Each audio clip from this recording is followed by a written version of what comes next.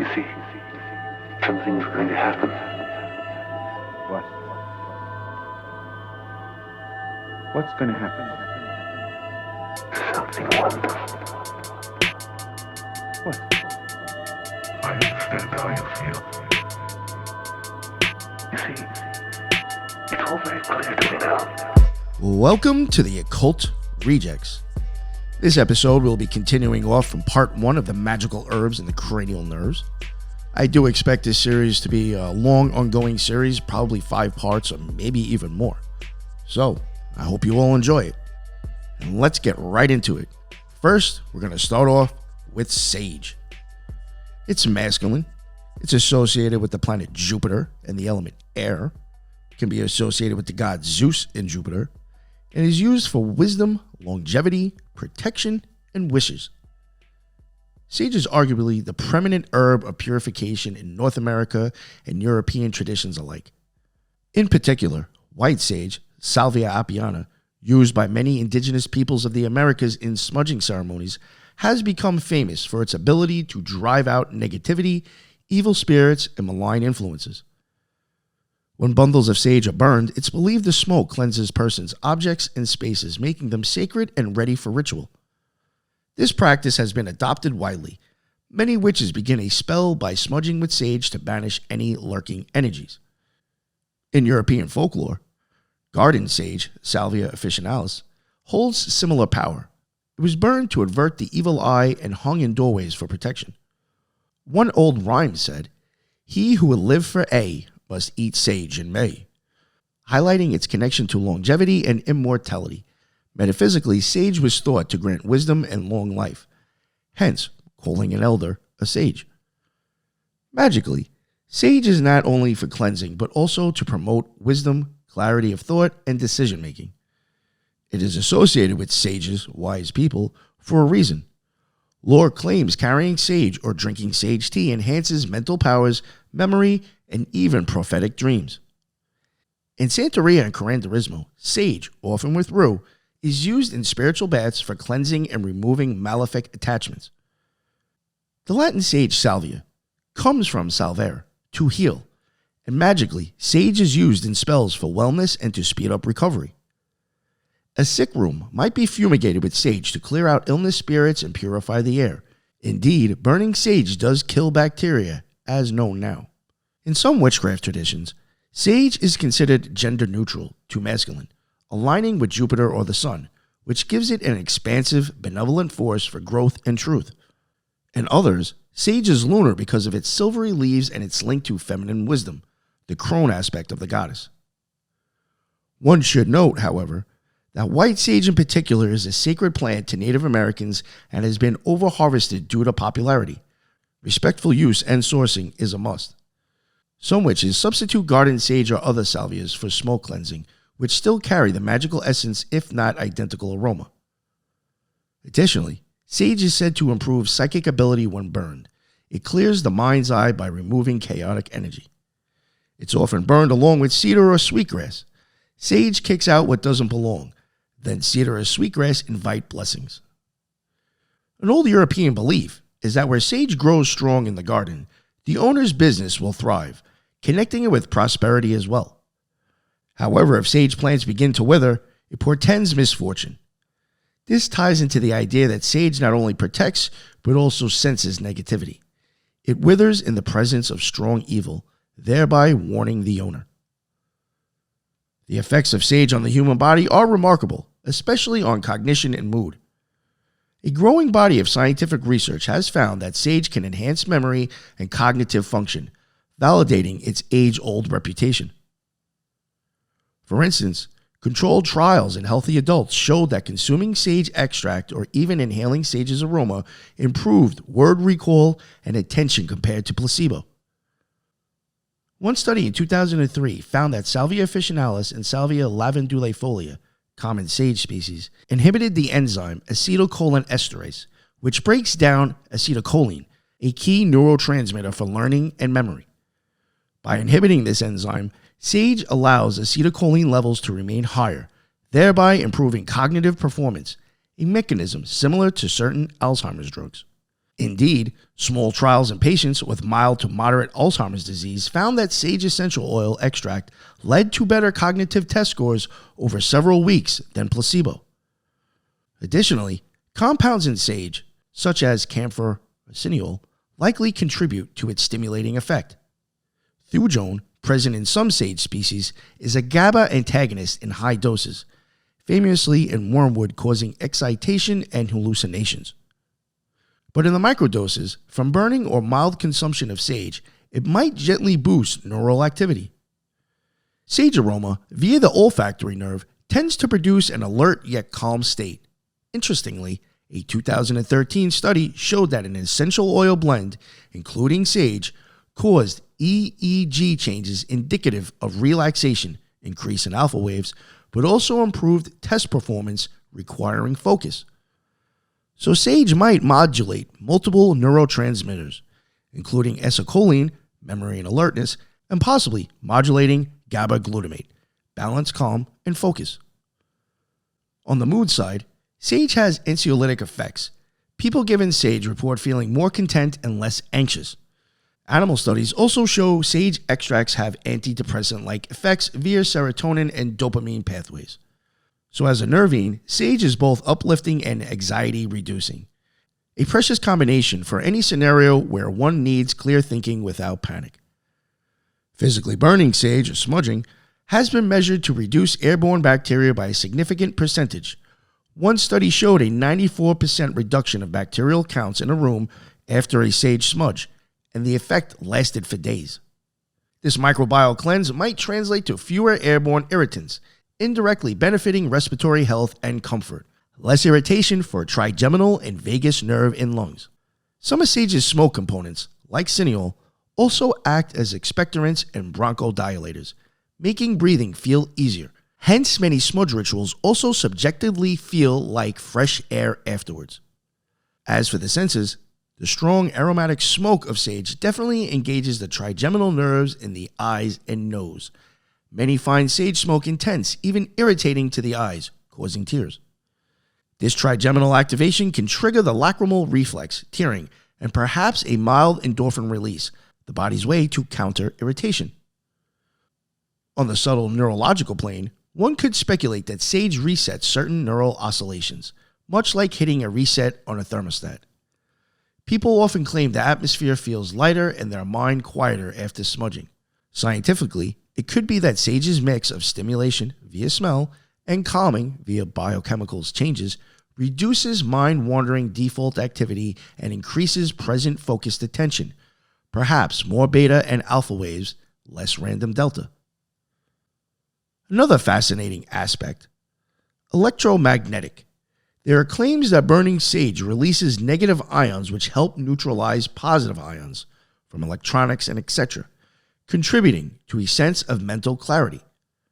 Negative ions have been linked to improve mood in some studies. While the ion release from burning is plausible, its direct effect on our cranial nerves is hard to quantify, but if true, it adds a subtle layer to sage's cleansing, not only chemical cleansing, but also electrical air cleansing that might reduce headache or tension for sensitive individuals. Summing up, sage's physiological profile is that of a mind-body purifier and enhancer. It kills germs and likely some allergens. It stimulates cognitive neurotransmitters for sharper thinking, it calms anxiety for emotional balance, and it possibly resets environmental electrical balance. Put together, this offers a convincing explanation for why people feel as if a weight was lifted after a thorough sage smudging. The negativity, whether microbial, emotional, or mental, indeed has been lifted on multiple levels from a neurobiological standpoint. Next, we have lemon balm. Folk name Melissa or bee balm. It is feminine, associated with the moon and the element water, and the goddesses Artemis and Diana, and can be used for love, success, soothing, calm, and healing.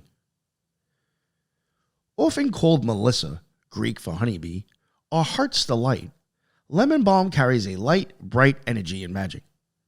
This lemony mint herb is famed for its ability to soothe emotional pain and attract gentle love. Witches use lemon balm in spells to heal from grief or heartbreak.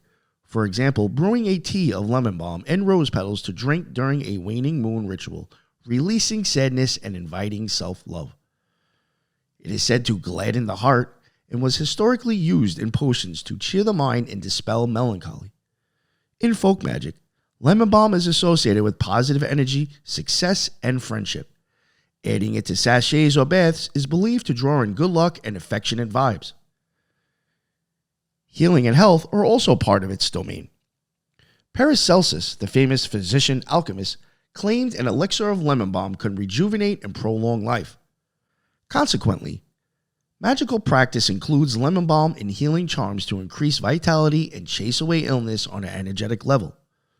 Some witches plant lemon balm around their home or beehives to promote prosperity and healthy pollinators. Bees adore the plant, hence its name Melissa. As a lunar herb, it's ruled by the moon and water element in many correspondences. Lemon balm has a subtle psychic aspect. It can be used to enhance intuition and calm the mind for divination. A cup of lemon balm tea before scrying or meditating under the moonlight is thought to open the third eye softly, allowing gentle visions or intuitive feelings. It's a common ingredient in dream pillows or psychic vision oils, pairing with things like mugwort and lavender because it raises the vibration but in a soothing way. In Hoodoo and Latin American curanderismo, lemon balm is used in spiritual baths for love, joy, and to attract admirers. It sweetens one's aura much like sugar in a jar spell. Also notable, lemon balm appears in some old grimoires as a herb for success in all matters of the heart and mind, including success in court cases, probably because it promotes a positive aura and calm demeanor. As a magical summary, a contemporary source puts it, lemon balm is a herb of light, love, and renewal. Its bright, uplifting energy makes it perfect for emotional healing, purification, and attracting positivity.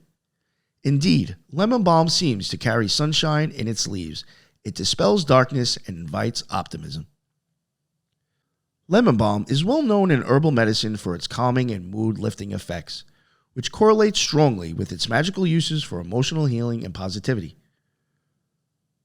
Pharmacologically, lemon balm contains compounds such as rosmarinic acid, citrol, and geraniol. These constituents contribute to its anxiolytic, anxiety-reducing, and mild sedative effects. Clinical studies have demonstrated that lemon balm extract can significantly reduce anxiety and improve sleep quality in people with anxiety disorders. It appears to work on modulating GABA receptors in the brain. Rosmarinic acid inhibits GABA transaminase, increasing GABA availability, which promotes calmness, similar to how benzodiazepine drugs increase GABA's effects. Therefore, consuming lemon balm tea or tincture directly soothes the nervous system, lowering feelings of stress and agitation. One trial with healthy volunteers found that lemon balm not only reduced subjective anxiety, but also improved cognitive task performance. Interestingly, this alert calm is likely due to a balance of its cholinergic and GABAergic effects. Yes, like its relative sage, lemon balm also has some acetylcholine receptor activity. It's been observed to enhance memory and alertness in small doses. In fact, a controlled study in Northumbria University in 2004 found improved memory and attention in participants who took lemon balm, along with increased calmness. So, lemon balm's effect on the brain is adaptogenic in a sense. It can reduce anxiety while boosting cognitive function up to a point. Very high doses might cause slight sedation or mental slowing. This is a rare combination that justifies its historical use for uplifting the spirit without overstimulation. Lemon balm also raises serotonin levels in animal studies, which can explain its mood-brightening properties. Many people simply feel happier after lemon balm, hence it chases melancholy. On a sensory level, lemon balm's bright lemony scent via the olfactory nerve is invigorating yet not harsh. Citrol, the lemon scent compound, is known to be mood-enhancing, used in aromatherapy for depression. Inhaling lemon balm essential oil can thus produce a quick sense of refreshment and slight euphoria. Citrus smells tend to spike dopamine. Meanwhile, the undertone of mint, it's in the mint family, adds a gentle cooling aspect through the trigeminal nerve. So lemon balm aroma might simultaneously calm via trigeminal cooling and uplift via olfactory citrus. Regarding the heart and body, lemon balm has mild cardiotropic effects. It's traditionally used to slow an over-rapid heartbeat and lower blood pressure in anxious states. Scientific research supports that lemon balm can cause a modest reduction in blood pressure and heart rate by calming sympathetic nervous activity, likely through baroreceptor reflex by reducing anxiety. It's also antispasmodic on smooth muscles, so it relieves stomach cramps and menstrual cramps, tying to its nurturing aspect, comforting physical pain as well as emotional. These effects are mediated by peripheral nerves, including the vagus nerve. By increasing vagal tone, parasympathetic activity, lemon balm helps relax the gut and uterus. It's no wonder a warm lemon balm tea is a folk remedy for tummy aches and a calming tonic before bed. It gently encourages digestion via vagal stimulation, often relieving indigestion that's due to stress. Another notable effect, lemon balm has some antiviral properties, especially against herpesviruses in topical use, as well as antibacterial, due to citral and other compounds. Applied as salve, it can help cold sores heal. Lemon balm also reduces the time to fall asleep and improves sleep quality, likely by its GABAergic sedation and anxiety relief. This complements its lunar association in magic, aiding restful sleep and possibly encouraging good dreams. Some users report more vivid but pleasant dreams on lemon balm, fitting its reputation for promoting positive psychic visions. As for cognitive dream states, lemon balm likely doesn't induce the vivid, intense dreams that mugwort might, but rather softens nightmares and allows more peaceful dream narratives, reflecting its gentle positivity. Summarizing, lemon balm's neurological impact is largely tranquilizing and mood normalizing. It gently slows an overactive mind, lifts a depressed mind, and sharpens a foggy mind, essentially restoring balance. Biochemically, it's doing this by influencing GABA for calm, acetylcholine for memory, and possibly serotonin or dopamine for mood. It's quite elegant that an herb used for emotional healing and love literally causes your brain to feel safe, lowered anxiety, and feel content, elevated mood, which are prerequisites for embracing love and joy.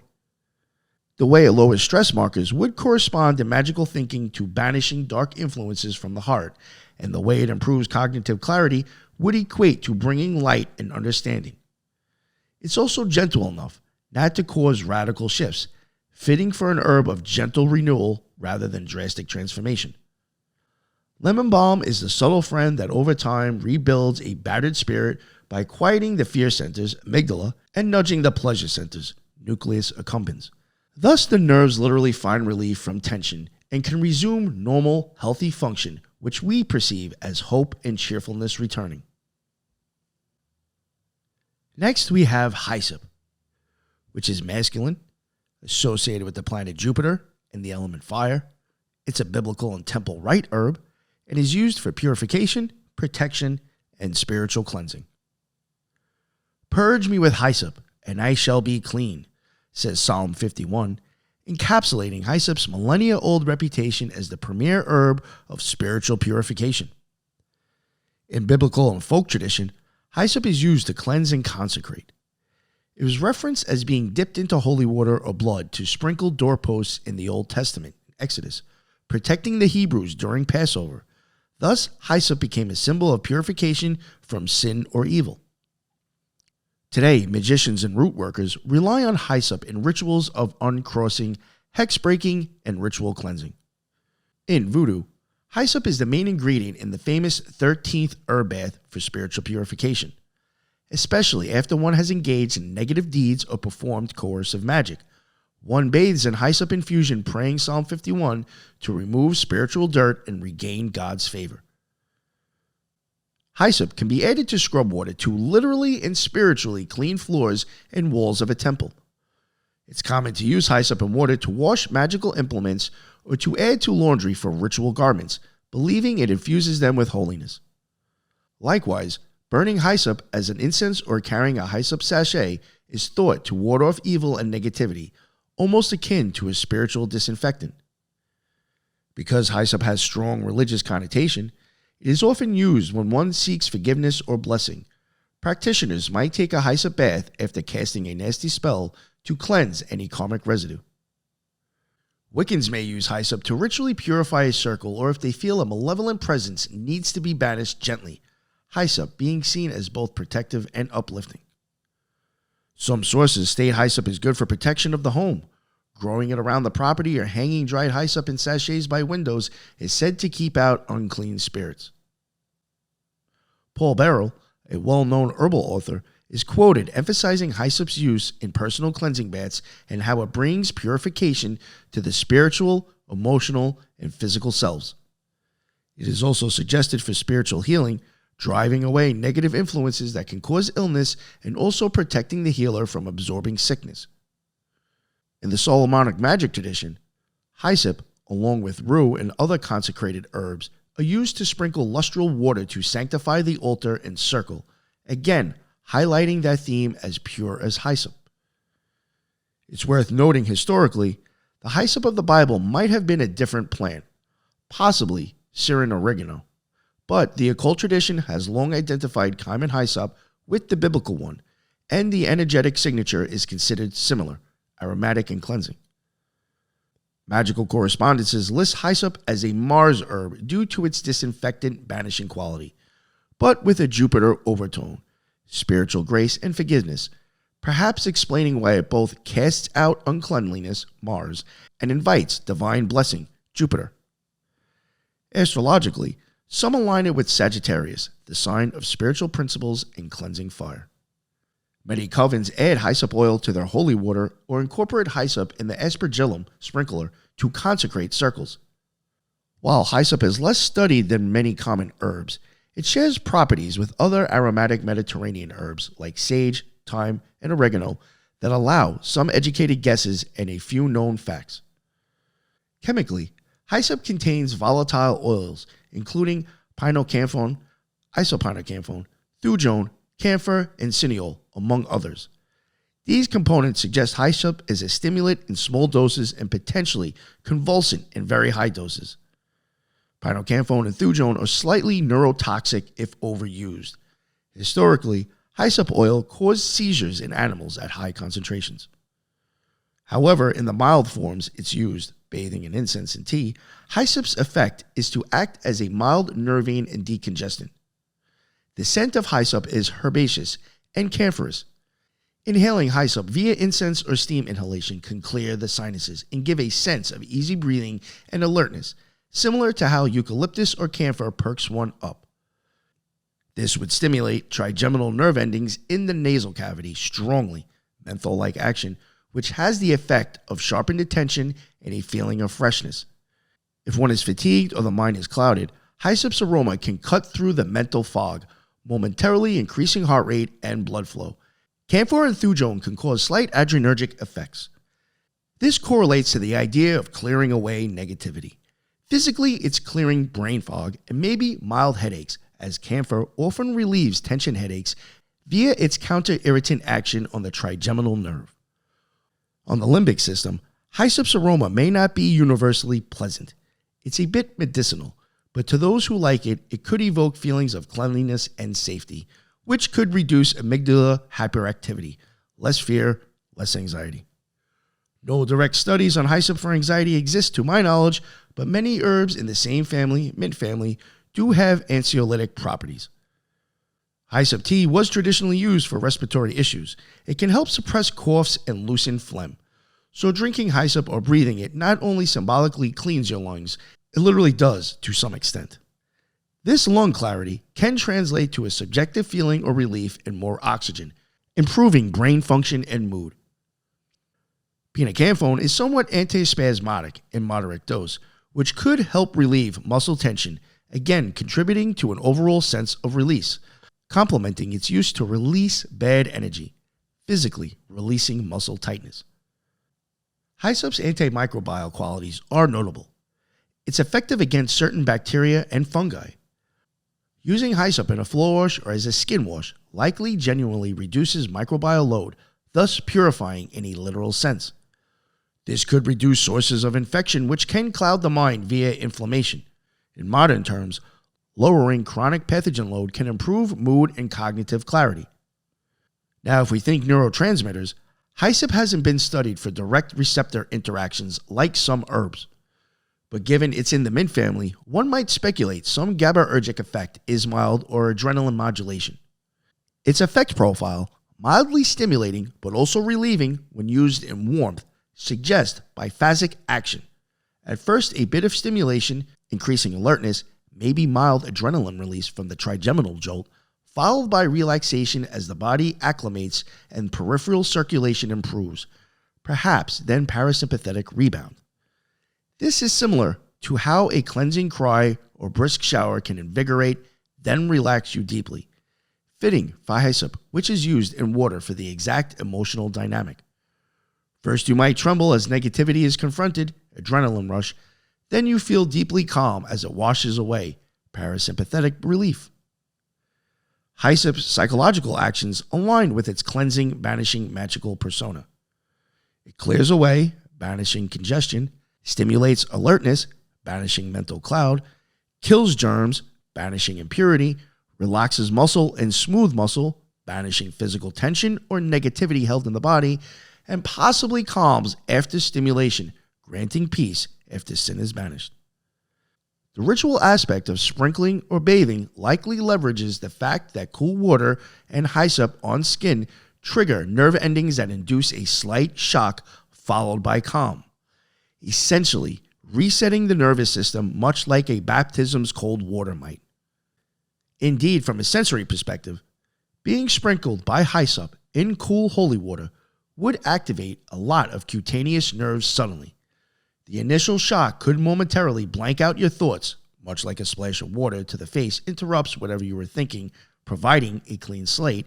And then, as you feel the water trickling and the scent of hyssop, you take a deep breath, naturally transitioning into a calmer state. This small psychological mini reset of the nervous system is perhaps one reason such rituals subjectively feel effective. They harness an involuntary nerve reflex to symbolically achieve the desired mental state. Thus, hyssop's power is partly a suggestion, yes, but underpinned by real sensory and neural triggers.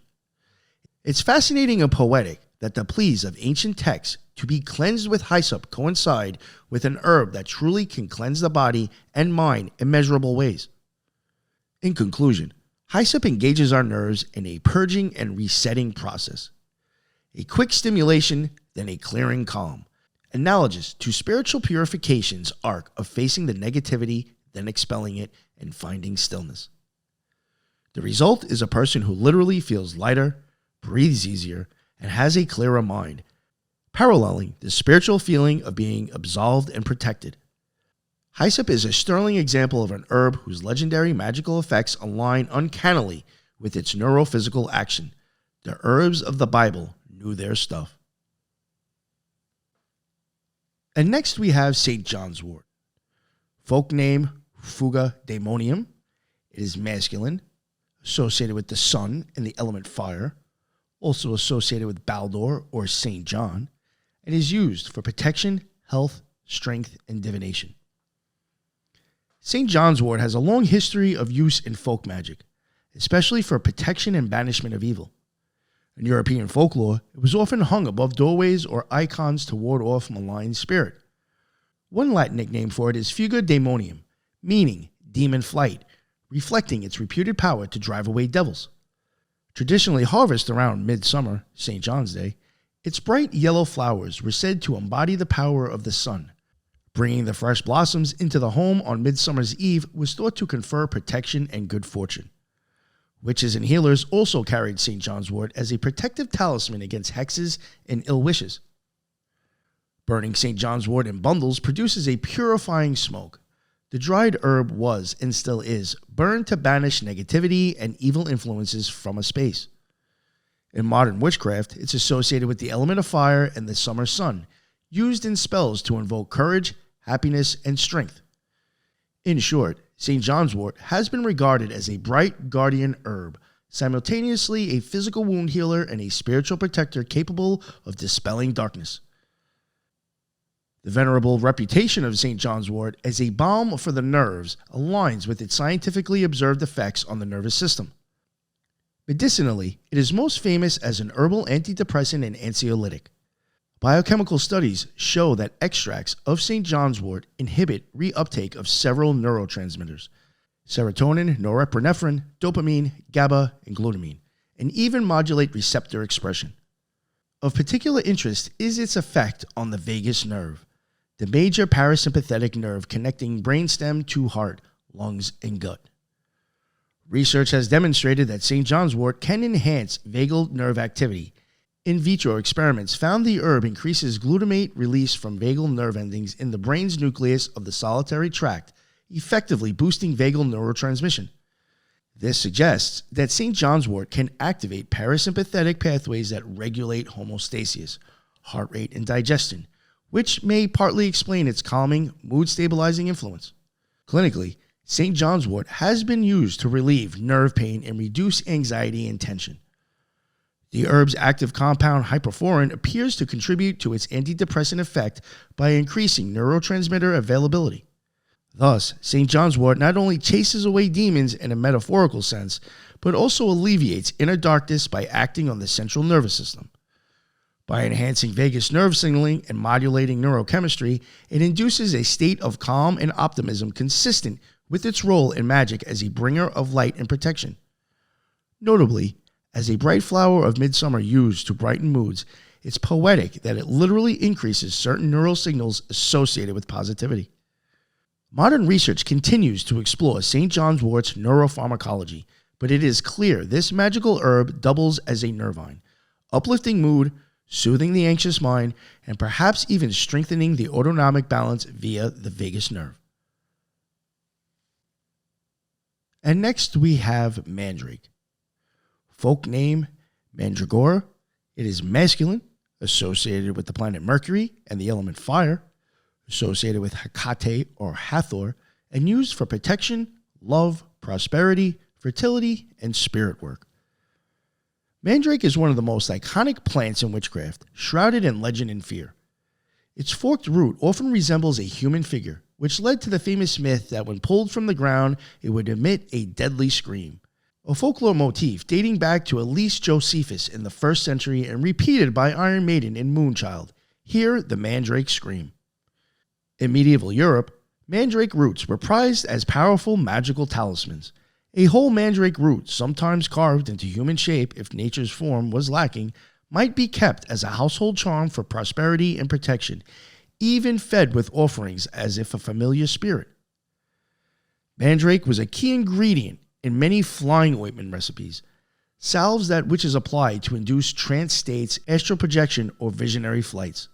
These ointments capitalized on mandrake's entheogenic, vision-inducing, tropane alkaloids to produce mind-altering experiences. In ancient Mediterranean cultures, mandrake roots were used as aphrodisiacs and fertility charms. It appears in the Bible's book of Genesis 30:14 as a fertility aid. During the Renaissance, cunning folk would prepare mandrake amulets said to bring great riches and serve their owner as a magical servant. The extraordinary myths around mandrake are rooted in very real physiological effects. Mandrake contains tropane alkaloids, notably hyoscine, scopolamine, atropine, and others, which are powerful deliriant hallucinogens and anticholinergic agents. These compounds act on the nervous system in profound ways. Scopolamine and atropine block acetylcholine receptors, specifically muscarinic receptors, throughout the body, including in the brain and in the parasympathetic nervous system. The result is a host of neurological and autonomic effects, often dubbed belladonna delirium. Mandrake is in the nightshade family along with belladonna. Physiologically, mandrake's alkaloids can impair several cranial nerve functions by inhibiting parasympathetic signaling. For instance, blocking the oculomotor nerve outputs causes pupils to dilate. Blocking facial and glossopharyngeal nerve parasympathetic fibers reduces salivation. Dry mouth is a classic symptom of mandrake poisoning, and blocking the vagus nerve can raise heart rate and inhibit digestion peristalsis. In higher doses, mandrake alkaloids cross into the central nervous system, causing hallucinations, confusion, and sedation. Users of witchcraft flying potions would experience vivid hallucinations, often feeling as if they were flying or entering otherworldly realms due to mandrake's action on the brain's neurotransmitters. Modern pharmacology recognizes scopolamine as a potent inducer of delirium and amnesia.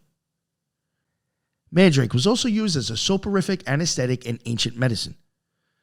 The Assyrians, Greeks, and others used the mandrake extracts to induce deep sleep for surgery or anesthesia. This points to mandrake's depressant effect on the central nervous system at appropriate dosages, likely involving suppression of neural firing and pain pathways. Notably, scopolamine has an antiemetic calming effect on the vestibular system associated with the cranial nerve 8, which is why scopolamine, from a relative plant, is used in modern motion sickness patches. In mandrake's case, a dose sufficient to calm or sedate could easily lead to toxicity.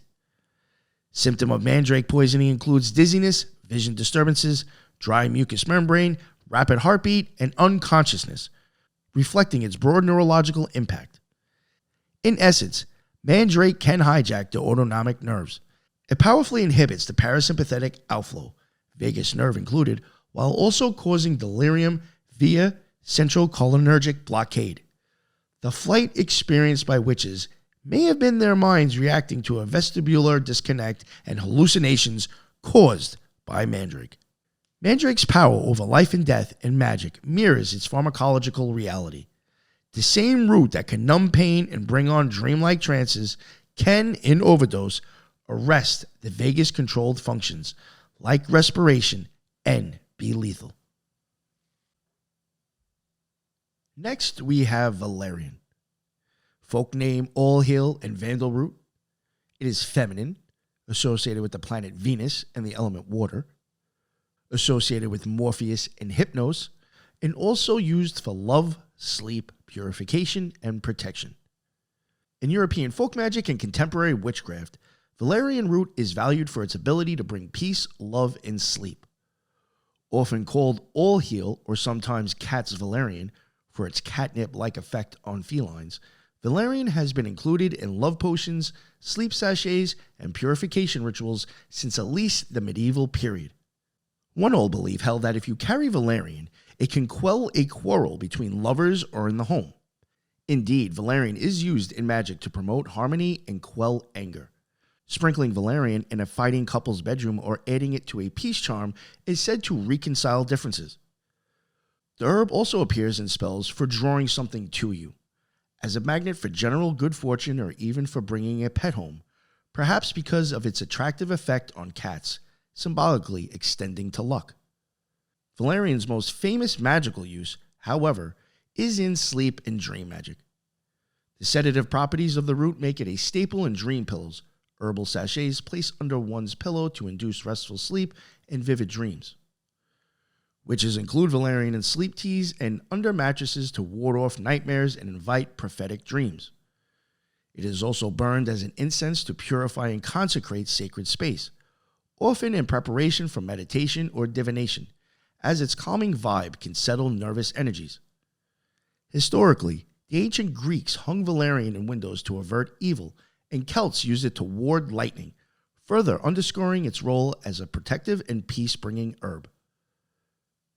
In modern Wicca and pagan practice, valerian corresponds to the planet Venus, fostering love and tranquility, and the element of water for its gentle, healing flow. Whether to attract love, ensure a marital harmony, break a hex, or simply get a good night's sleep, valerian appears over and over in the magical herbal grimoires as a potent aid for peace, protection, and pleasant dreams. Valerian's reputation as a sedative and nervine is strongly supported by pharmacological studies. It is one of the most extensively studied calming herbs in Western herbal medicine. Biochemically, valerian root contains compounds that modulate the brain's GABAergic system. In particular, they are thought to enhance GABA signaling, which is the chief inhibitory, calming, neurotransmitter in the brain. By binding to GABA-A receptors, the same receptors targeted by benzodiazepine drugs, valerian constituents produce an anxiolytic, anti-anxiety, and mild hypnotic effect. In simpler terms, Valerian soothes the central nervous system, reducing overactivity that leads to anxiety and insomnia. Historically, this was observed as early as the Middle Ages. By the 1500s, valerian was recorded as a remedy for nervous disorders and sleeplessness. Modern clinical trials have indeed found that valerian extract can improve subjective sleep quality and shorten sleep latency in many individuals. The herb's ability to calm frayed nerves is so respected that it is included in many European pharmacopoeias for relief of mild nervous tension. In terms of cranial nerve effects, one could consider the vagus nerve as a primary beneficiary of valerian's action. By promoting relaxation, valerian likely increases parasympathetic tone, leading to slower heart rate and easier digestion. Indeed, valerian is noted to help gastrointestinal cramps and irritable bowel, which are modulated by vagal innervation. Additionally, the olfactory nerve plays a role when valerian is used aromatically. Though its smell is pungent, inhalation of valerian essential oil has been shown in some studies to have sedative effects on the autonomic nervous system, lowering blood pressure and heart rate. We might also note that valerian's relaxing effect on muscles can relieve tension headaches, involving the trigeminal nerve for facial pain. Overall, valerian can be seen as a gentle CNS depressant and anxiolytic.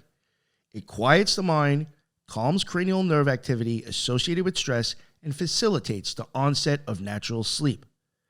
Its use to enhance dreams, though seemingly paradoxical for a sedative, may relate to its ability to prolong REM sleep or simply ensure deeper sleep wherein vivid dreams occur. Notably, a study in zebrafish indicated valerian extract has measurable anxiolytic effects at the behavioral level. In sum, the sleep potion reputation of valerian in magic has a clear psychological basis. It literally sedates and nourishes the nerves, earning its name nervine, likely through GABA-related mechanisms that modern neuroscience recognizes today. And next we have wormwood. Folk name absinthe, artemisia. It is masculine and associated with the planet Mars and the element fire. It is associated with Artemis, Diana, and Hecate. Can be used for psychic power, protection, and summoning spirits. Wormwood is a bitter herb with a storied presence in magic, known for its association with spirits, divination, and protection. In European folklore, wormwood was often burned as an incense to ward off pestilence and evil influences. A practical use, its smoke repels insects that evolved into a magical one, herb that keeps pests away, keeps evil away. Indeed, its very bitter taste made it a symbol of the bitterness of sorcery. Even the Bible uses wormwood as an emblem of bitter curse. In witchcraft, wormwood's primary reputation is an aid to psychic powers and spirit communication. It is closely related to mugwort, another artemisia, and like its cousin, wormwood is used to enhance clairvoyance, scrying, and contact with the dead. For example, burning wormwood in a censer during divination rituals or seances was believed to summon spirits or at least ensure only the correct spirits come through. Some traditions included wormwood in necromantic rituals to call upon the souls of the dead, its Latin genus Artemisia linking to Artemis or Hecate, goddesses of the spirit world. In Slavic folklore, carrying a sprig of wormwood was said to protect one from mad water spirits, rusalki. A young man with wormwood in his pocket could foil a rusalka's deadly tickling by throwing the herb in her face. This illustrates wormwood's strong protective aura. It not only purifies spaces, but specifically guards against malevolent or trickster entities. Conversely, wormwood also appears in love divination. A notable folk use was to brew wormwood in a tea or wear it under the head to dream of one's future spouse. The herb's capacity to provoke vivid dreams and visions were harnessed in such love rituals. Historically, wormwood's most famous product is absinthe, the green fairy, liquor of 19th century artists. Absinthe gained an occult mystique for allegedly causing hallucinations and creative visions. While exaggerated, this cultural phenomenon reinforced wormwood's image as an entheogen, a plant that could open the doors of perception. In magical herbalism, wormwood corresponds to Mars, fiery and protective, and air, intellectual, divinatory. It is used in spells for binding and banishing as well. For instance, a witch might grind wormwood with other banishing herbs to sprinkle in areas needing cleansing for psychic residue. Wormwood's occult reputation as a provider of visions has a basis in its chemistry. It contains thujone, a terpene ketone that can be neuroactive. In high concentrations, thujone is a GABA antagonist in the brain, meaning it can cause neurons to fire more rapidly, the opposite of how valerian calms neurons. This property of thujone is believed to be responsible for wormwood's ability to induce stimulation, restlessness, and in extreme cases, convulsions and hallucinations. It's important to note that the famed absinthe hallucinations were largely myth. As modern analysis shows, absinthe's thujone content was low and any visions were more due to alcohol and suggestion. Nonetheless, pure wormwood oil or very strong extracts can cause neurological symptoms, agitation, muscle spasms, tremors, suggesting involvement of motor nerves and possibly the cerebellum, and epileptic-like seizures. This overactivation of the central nervous system correlates with wormwood's use in magic for raising spirits. Pharmacologically, it raises neural activity. Specifically, by inhibiting GABA receptors, thujone reduces the brain's normal inhibitory brake, which could lead to intense sensory experiences, hence psychic visions, or in pathological excess, delirium. Wormwood also has notable effects on the digestive system via the vagus nerve. Its extreme bitterness triggers a reflex release of saliva and gastric juices. This is why, medicinally, wormwood was used as a bitter tonic to stimulate appetite and bile flow, the so-called digestive bitters effect. The pathway here likely involves the glossopharyngeal and vagus nerves. Bitter taste on the tongue can reflexively stimulate vagal efferents to the gut, increasing digestive secretions. Wormwood's bitterness is almost unparalleled, so this reflex is strong, hence its efficacy as a vermifuge and digestive remedy. In terms of sensory cranial nerves, the olfactory nerve is powerfully engaged by wormwood scent when burnt. Its smoke has a pungent, sharp aroma that can irritate the trigeminal nerve endings in the nose as well, causing eyes to water and sinuses to clear. This trigeminal irritation might partly explain why wormwood smoke was thought to drive away evil. It certainly drives away insects and possibly any person with a sensitive nose. Interestingly, wormwood's volatile oils, including thujone, also have mild anesthetic properties on the skin or mucosa in small doses, similar to camphor, which could produce a fleeting numbness, a peripheral nerve effect noted in some old herbals for pain relief. However, the dominant neurological theme of wormwood is excitation. It can banish sluggishness, both of spirits and of digestion, and, if abused, can lead to hyperexcitable states. Modern science has largely dispelled the mystique of wormwood as a psychedelic, but it remains clear that its neurochemical impact on GABA receptors give it a legitimate, if potentially dangerous, mind-altering power. Next, we have dragon's blood. That is masculine, associated with the planet Mars and the element fire, is associated with Mars in Set, and is used for protection, exorcism, power, potency, and love. Dragon's blood is a deep red resin obtained from various tropical trees, and it has been esteemed in magic for its potent, protective, and empowering qualities. The striking blood-like color of this resin has long captivated the imagination. Ancient Greeks and Romans used dragon's blood in medicines and dyes, but also noted its efficacy in staunching bleeding, both literally and spiritually.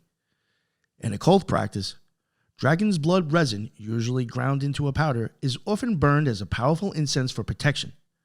The smoke is believed to seal a space against negative entities and psychic attacks.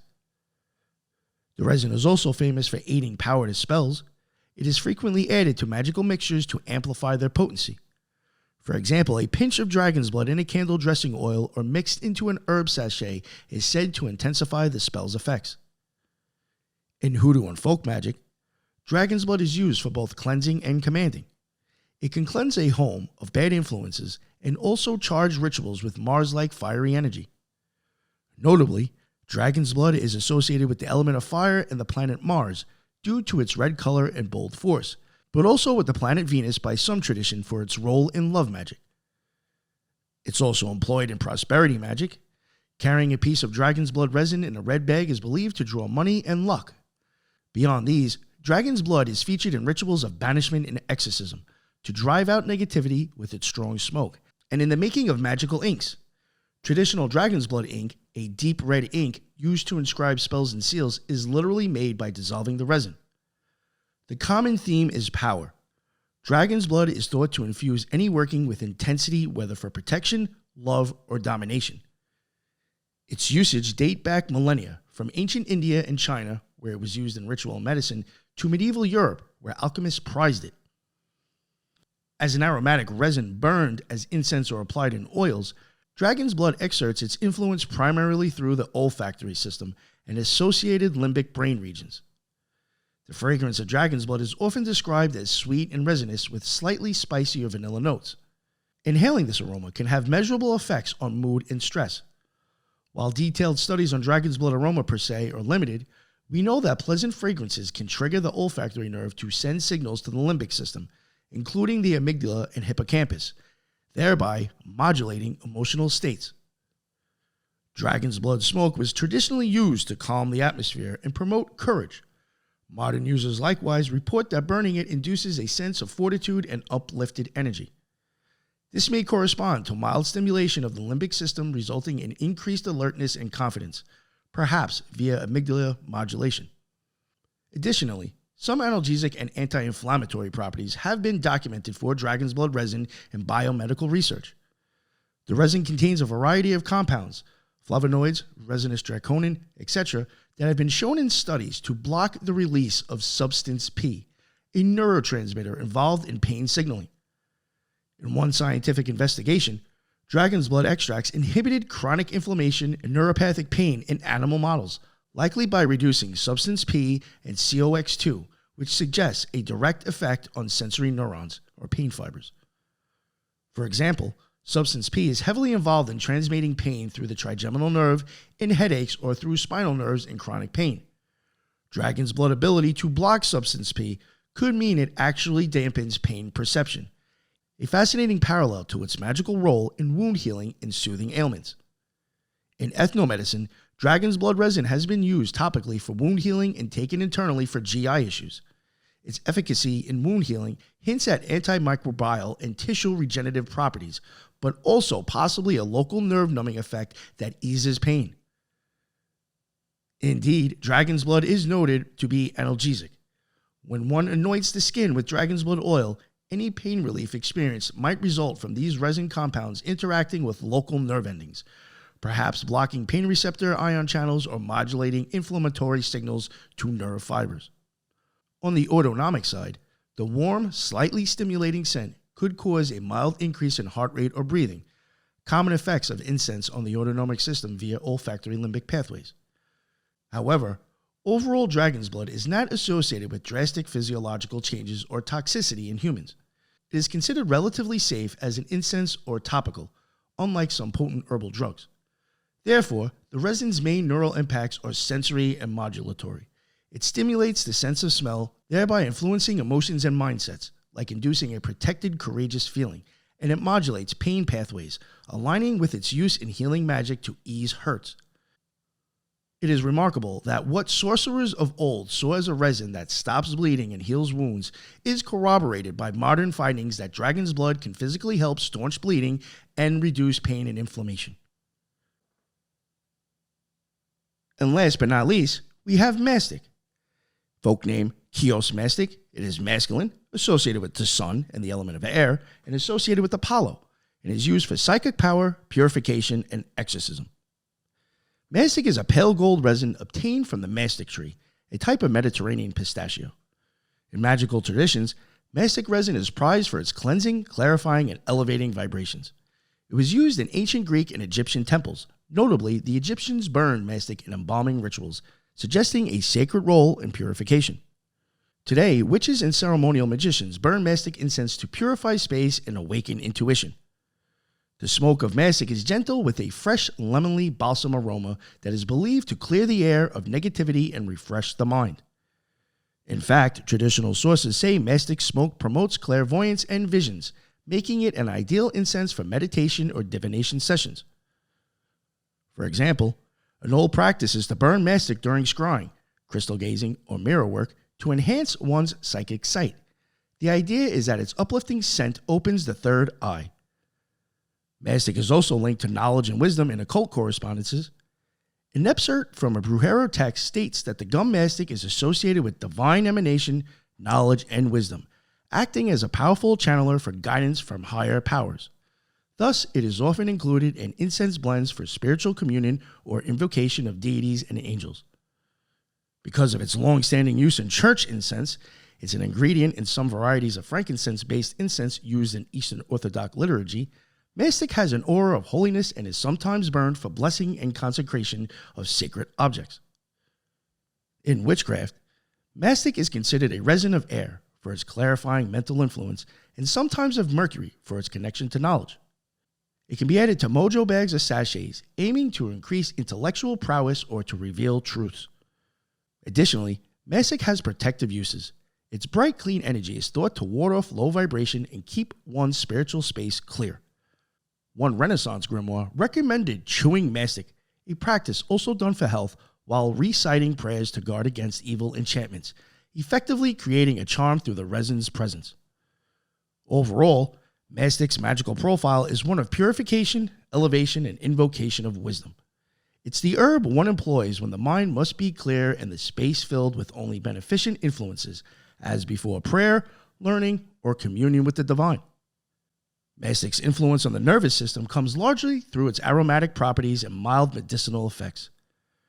Burning mastic resin releases volatile oils, such as pinene, myrcene, and limonene, which immediately stimulate the olfactory nerve. The clarifying, mentally refreshing quality reported from mastic scent likely stems from how these terpenes affect the limbic system. For instance, pinene, also in pine, is known to promote alertness and memory in low concentrations. Limonene can elevate mood. Thus, inhaling mastic smoke might lead to a sensation of heightened mental clarity and focus, a subjective effort corresponding to gentle stimulation of the brain's wakefulness circuits. This aligns with why mastic is burned for meditation. It helps clears mental fog, perhaps literally increasing frontal cortex activity associated with attention. At the same time, the resin has a soothing aspect. One of its traditional medicinal uses is a mild sedative and digestive. Chemical analysis show mastic contains compounds with antiseptic and anti-inflammatory effects, but also some that act on smooth muscle and possibly on the enteric nervous system, the gut's nervous system. By relieving gastrointestinal discomfort and possibly reducing cortisol if stress-induced ulcers are treated by it, mastic indirectly calms the vagus nerve, which oversees gut and mood interactions. In other words, a calm gut can translate to a calm mind via vagal feedback. Additionally, the act of chewing mastic gum, which has been done since antiquity, is itself a minor cranial nerve exercise. It engages that trigeminal nerve for mastication and can have a stress-relieving effect similar to chewing gum. Some studies of chewing any gum show it can reduce anxiety and improve concentration by modulating brainwaves. Chewing mastic specifically also releases its aromatics in the mouth and nasopharynx, stimulating olfactory receptors continually. Neurologically, one intriguing property of mastic is its potential as a neuroprotective or cognitive enhancer. While not conclusively proven, its resin acids have shown antioxidant effects that could benefit neural tissue. There is also historical conjecture that mastic, like many resins, might mildly enhance GABA. From a cranial nerve standpoint, the immediate effect is on smell and taste. The pleasantness of its flavor, it was called a fragrance that pleases the gods, tends to cause a release of endorphins and a slight parasympathetic activation. Think of how enjoying a smell or flavor can relax you. Indeed, some sources describe mastic as having nervine, stimulant, and tonic properties, meaning it can uplift mood while strengthening nerves. In aromatherapy terms, it's considered mentally clarifying and cleansing, which suggests it may reduce mental fatigue, possibly by gentle stimulation of the reticular activating system via olfactory limbic pathways. Similarly, mastic on the nervous system is twofold. It sharpens the mind's focus, hence aiding wisdom and intuition, and simultaneously purges stress or negative tension, hence aiding spiritual cleansing. This matches its magical use perfectly. We can say that through olfactory nerve activation and limbic system modulation, mastic refreshes the mental air, and through a calming effect on the gut and possibly direct anti-anxiety influence, it steadies the nerves, making one feel protected and mentally clear, just as the magical lore holds. And that will be the end of this episode. Hope you all enjoyed it, and until the next one, everybody be well.